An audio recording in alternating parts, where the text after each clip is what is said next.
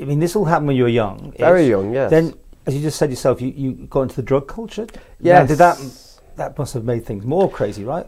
Yeah, it definitely did, because I always educated myself a little bit first before I started taking drugs. But with my diagnosis by 16, before I started taking drugs, I was diagnosed with bipolar, schizophrenia, type 1 disorder, and then anxiety, depression, OCD, Tourette's, and the list goes on.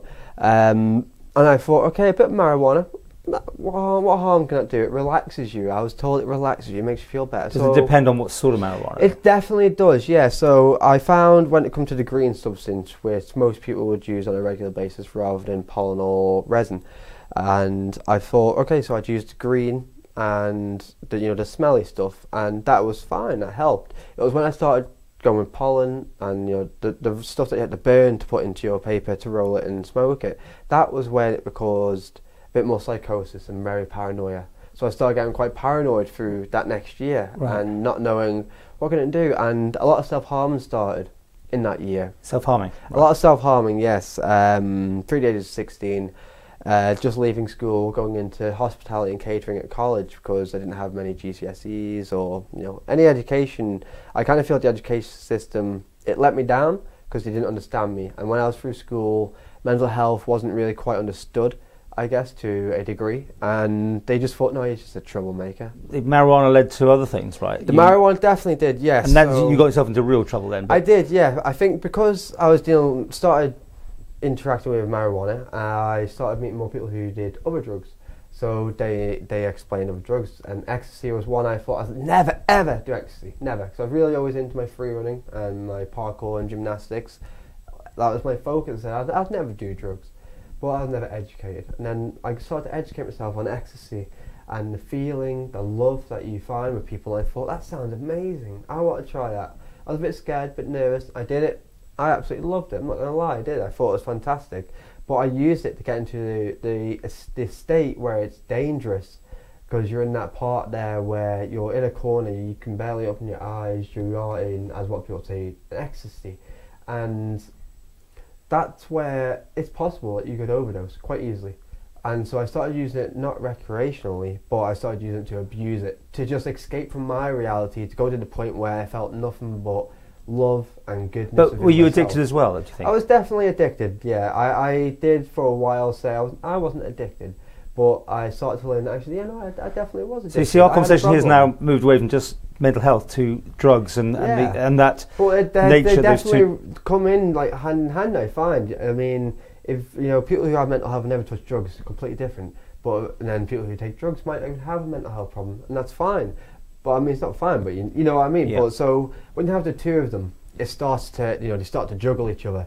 And if you can't juggle all them three things that are going on between yourself, mental health, and drugs, you're going to fall a lot of times. You're going to have to try pick these balls up a lot of times.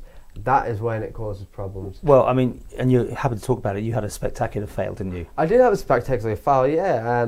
Yeah, we'll get to that. I just want to share the fact that, so when I was taking the drugs, it became a problem. It was every weekend, and I remember it was one Wednesday I decided I wanted to take some pills. No one else said, no, I was like, I'm not doing that. It's a weekday, and I thought, well, I want to. And when I took that one pill, I thought, this is a problem, Jack. This is a problem. Why are you doing this on a week? It's a Wednesday evening, and you're taking a Class A drug.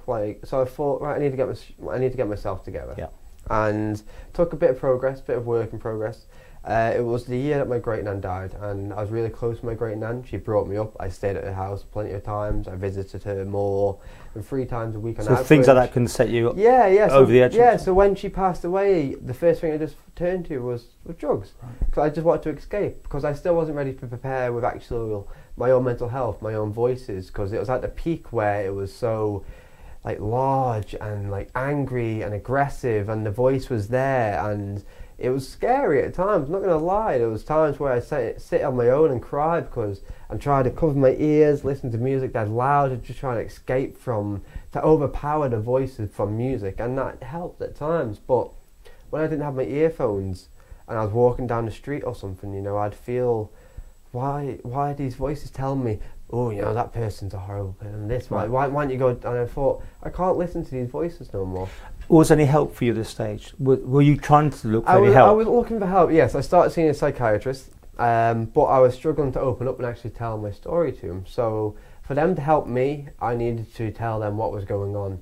But I found it hard to tell them what was going on, because with the split personalities, a personality was jump in order when I was in there, and that personality would be the the ignorant one to say, well, I'm not telling you nothing.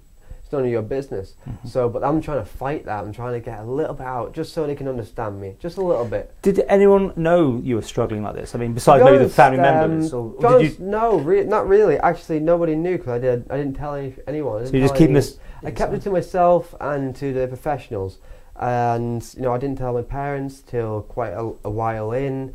I didn't tell my friends. I didn't want to be the one to think, oh, center attention on me. I didn't want to push them away. So I kept it more to myself and thought, right, this is my problem. Maybe I should deal with it. And okay. I wish, and to anyone else out there, tell your friends. If they're your friends and they walk away, they're not your friends. If they stay, they're your friends. They're the ones that are going to be there. They're the ones that will stay. And I've learned that now, and I wish I learned that at a younger age. I really do.